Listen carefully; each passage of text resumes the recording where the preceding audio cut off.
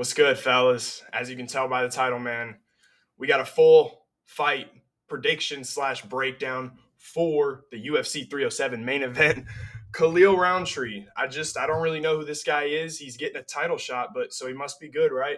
Versus Alex Pereira. I'm joking, obviously. Yes, I know who Khalil Rountree is. Look, obviously everybody knows this guy doesn't deserve a title shot. I'm not going to have a pity party about it because I've already done it before and I was already mad about it. I'm still mad about it, but I'm not going to do that. I'm going to break down what Khalil does good, what he does bad, and what Alex does good, what he does bad, and give my full prediction at the end. But yeah, I'm not going to waste too much time, man. Let's get right into it. First up, I'm going to be talking about the challenger, Khalil Rountree Jr. First off, I want to say Khalil Rountree is 35. I know you little kiddie TikTok kids, you didn't know that because you watch his edits and you're like, oh, he's an up-and-coming surging contender. He's 35. He ain't no surging contender. So just, chill out a little bit. He's 35 years old, okay? Just wanted to get that out of the way. Okay, what Khalil Rountree does good. All right. I'm joking. He's fast, okay? He is fast. He is athletic. He is big. When it comes to his technique, he kicks hard. He does kick hard. He's got a nice inside low kick that he likes to throw. It's good. I like that. That's one of my favorite weapons that he uses. Look, he's pretty good in the clinch. I don't know if this fight will find its way into the clinch, but if it does, I would give Khalil Rountree the advantage. He is pretty good from there. He throws knees, he throws elbows on the exits. I like his clinch game more than I like Alex's. He's got some good counter striking. I wouldn't say it's insane. I wouldn't say it's great. It's good. They're powerful, man. That's what he is. He's a powerful guy. Okay. That's what he does good to me. I'm not going to sit here and talk more about what he does good because I really don't think there's anything much more he does. He does good. I've always thought this guy is overrated, so you're not going to get that much out of me, right? What he does bad. Okay, here we go. Gas tank. Gas tank isn't good. When Khalil Rountree comes out, he looks great. He's right in your face. He's throwing hard as fuck. He's trying to get you out of there, right? Then you got somebody survive. I watched the Modestas Bukowskis fight. Khalil Rountree was right in his face, hurt him pretty good, and then it kind of got lackluster for the rest of the round. He was tentative, didn't throw a lot, and with that, because of how he wastes his gas tank in the first 2 minutes, he loses his volume. He's still pretty powerful, but he doesn't have great volume. He won't throw a lot. I really saw that in the Jacoby fight. You saw the first round, the numbers were close. My God, I thought Jacoby won a sweep pretty much. I thought 1-2 was Jacoby easy. Maybe the third was Rountree. Still, I don't think he won it. I thought he got UD 30-27 against Dustin Jacoby, outstruck by 35. Not a close fight. Dustin Jacoby easily won that fight, man. And with that being said, we already know what kind of striker Alex is. Alex sent Dustin Jacoby to the fucking shadow realm. I don't even know if Jacoby was awake. This guy was put out cold. What else I don't like? This is an interesting one here. I very much noticed this. I actually heard Dominic Cruz talk about it on the mic. So when Khalil Rountree gets hit, his first instinct is to return fire. And that can be a good thing, but it can also be a bad thing. And in this matchup, it's probably not a good thing. And that'll come up in the breakdown as well. But I want to leave that there because that's something huge, man. He does it pretty much every time. It's almost like he gets mad and wants to throw back and hit you harder. That can get you in a lot of trouble, especially in this matchup. Look, another problem I have here. So, Dustin Jacoby, back to that fight. Dustin Jacoby was in Mark Montoya. We're calling for the left hook a lot. And Dustin Jacoby was finding the mark almost every fucking time with it. Another very, very concerning thing to look at, man. When you look at Alex Pereira's left hook, it sends people out. Jamal Hill's never been rocked, never stumbled in his career. Sent him out. Yuri sent him down and sent him out. This guy's left hook it's on a different level, man. It's not something to play with, and the way that Jacoby was landing it is very concerning, okay? Yes, the defense of his defense is poor. Like I said, when it gets to 2 and 3, his defense sucks. So yeah, um, look, I think he doesn't do a lot of stuff good. I don't think this guy is as good as people really think he is. I talked about what he does good. I talked about what he does bad. Now let me get to the champion, Alex Pereira. Now let's talk about the champion, Alex Pereira. First off, I'm actually going to start with what he does bad. Um, the defense.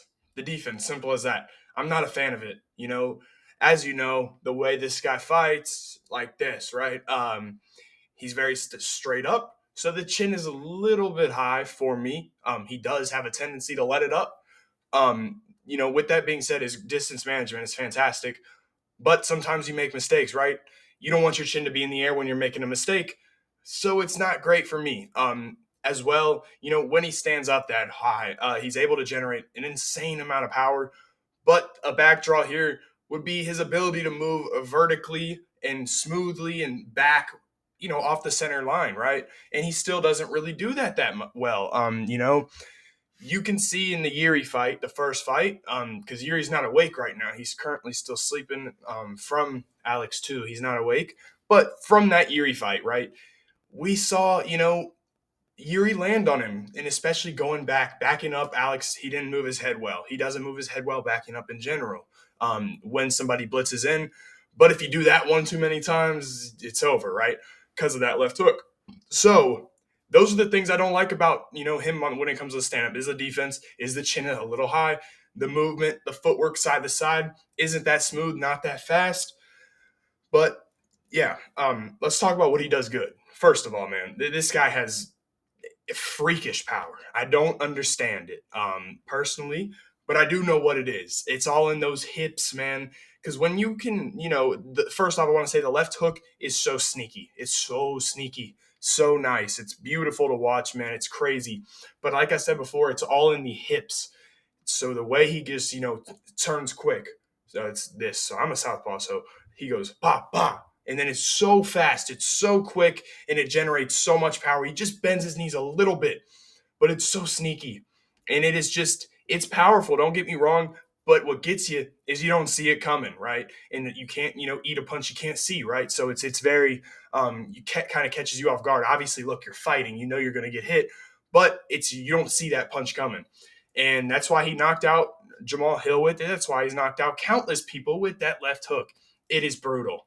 Um, Another thing I like about Alex, he sets up every shot. He doesn't make mistakes. He doesn't overextend himself. Granted, against Adesanya in the second fight, he did, go in there too much, too reckless. But I think that was more of a case of he thought he had Adesanya hurt more than he did, And he was overextending in that sense. He wasn't overextending, because or setting up a shot like that. He doesn't overextend. He does not make mistakes like that. Obviously, look, he thought he had him hurt, which is a mistake, but he doesn't make mistakes of overextending, and he's very disciplined with that, and I love to see that. Um, the low kicks, obviously, another massive weapon that he uses, which will, not be as effective here due to the fact that Khalil Rountree, he is a southpaw. So, look, I've also seen people saying that Khalil's going to be able to check the kicks a lot easier because because he went to Thailand and trained Muay Thai. Hey, buddy, they don't kick the fucking calf in Thailand, idiot. They kick the thigh, right? That's what it is. They don't kick the calf. Um, Correct me if I'm wrong, but that's what I do. That's what I've been told, and that's what I think, right? They're kicking the thigh in Muay Thai, not the calf. And Alex has an extremely difficult and very weird way of doing it. You don't see it coming. They add up. He throws a lot of them. He will throw it inside. He will throw it outside. But what he does, if the guy is southpaw, is he will, like any other southpaw orthodox fight, let that back rear leg go into a body or a head kick. We did not see him do it versus Jamal, but I think that's because he kind of respected Jamal's power and respected the power of Jamal's left hand. Um, so we didn't see it a lot there. And Jamal is a similar stature to Alex Pereira. He's very large. He's 6'4", I believe, with probably, similar wingspan, similar reach, as well as Alex is 6'4". Khalil Roundtree's 6 foot. You know, it says 6'1". He ain't 6'1". He's got a 76-inch reach. Alex is a longer reach. So I think we're going to see a lot of that. But yeah, those are the things that I think Alex does good. Look, I could talk about it all day, but those are the most notable things. Now I'm going to get into my prediction for how this fight goes. If you didn't know already, you could probably tell where I'm leaning here. I'm going to be picking Alex Pereira to knock out Khalil Roundtree. Look, I want to say before, because I have been a little bit, out of hand with Khalil Roundtree. It's not his fault, obviously. But first of all, I want to say I've never been high on the guy. I've never thought he was that good at all. It's not his fault. To me, what makes me mad, and probably makes most people mad about it, is the very, in my opinion, slim chance that he could get the belt and be a world champion. It bothers me a lot because he's not the best fighter in his weight class by any means. I mean, you give me Volkan Ozdemir, throw him out versus Khalil Roundtree, Volkan Ozdemir smokes him. Smokes him. He survives that first round, smokes him, submits him, or knocks him out, in my opinion, man. I'm telling you, I don't think this Khalil Rountree's this guy, man. I don't. So I'm not high on him, but I respect the guy. I think he's a good story. I know he's part of a little cult thing. I don't know what's up with that, but I'll leave that alone. That's just an allegation, so I don't really know. But I'm here to give my prediction. And okay, first of all, I think Khalil Rountree is going to be really patient and timid in the octagon. He's going to be intimidated. He is not ready for this moment. I believe all of his fights have been in the apex. That just goes to show this guy ain't ready. He's not ready, man. He's not ready for this kind of fight. So to me, he's going to be nervous as fuck. And he knows it's not a matter of of how, it's a matter of when, because we know what's going to happen. I know what's going to happen. Everybody knows what's going to happen. It's a matter of when it happens, right? So the first thing I think of is, when will Khalil Roundtree fuck up? Because I already talked about how he has this tendency when he gets hit to swing back immediately. He does that one time. He does that one time. He's going night night.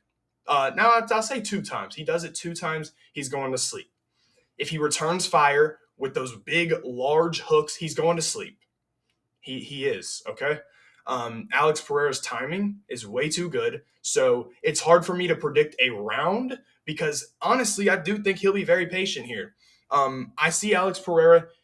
We'll see a lot of rear kicks from him, in my opinion. We'll see a lot of the rear right kicks to the body, to the head, maybe a couple of teeps as well. The outside low kick, he loves to throw that versus southpaws. He also, versus Jamal Hill, loved to throw that jab to the body, and that's to set up, obviously, his left hook.